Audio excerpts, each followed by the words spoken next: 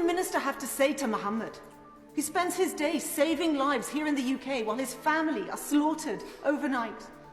Surely the life of a Palestinian child is as precious as the life of an Israeli child.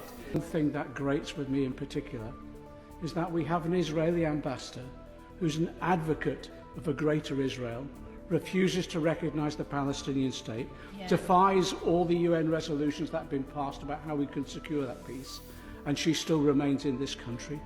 Why aren't we expelling the Israeli ambassador? Minister. Done a lot and were significantly different from the previous government, but that was a very, very low bar. It is important. The UK government has an independent foreign policy when it comes to Israel and Gaza, and it is a foreign policy set in Whitehall, not in Washington. Prime Minister in October said, "The world will not tolerate any more excuses on humanitarian assistance." So what further action have we done to ensure that the assistance does get to the people?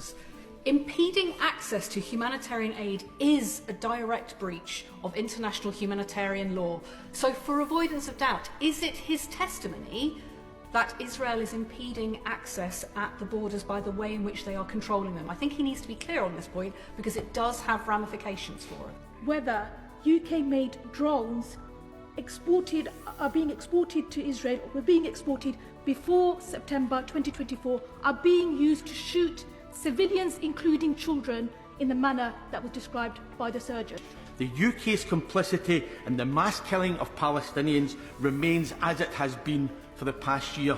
Gaza, it is now clear that there have been egregious breaches of international law. It's also clear to me that the actions taken so far by this government have either not shifted the dial an inch, or how much worse would it be? What consequences did he spell out to them if Israel fails to meet their obligations to protect civilians and sustain access to healthcare in northern Gaza?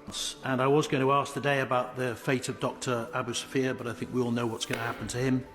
I was going to ask about the freezing babies, the babies that are freezing to death, while blankets are being denied entry into Gaza, but I don't think we're going to be able to do much about that, or indeed the denial of access for cancer medication or anaesthetic or crutches, or the bombing of every single hospital. Is Britain going to continue supplying weapons, including parts for jet planes and the use of RAF Akrotiri, as a route for weapons to go to Israel that are destroying life in Gaza? Will this government now change its former position and identify that Israel's actions in Gaza are indeed genocidal in nature, and what actions will be taken given the grave nature of these facts?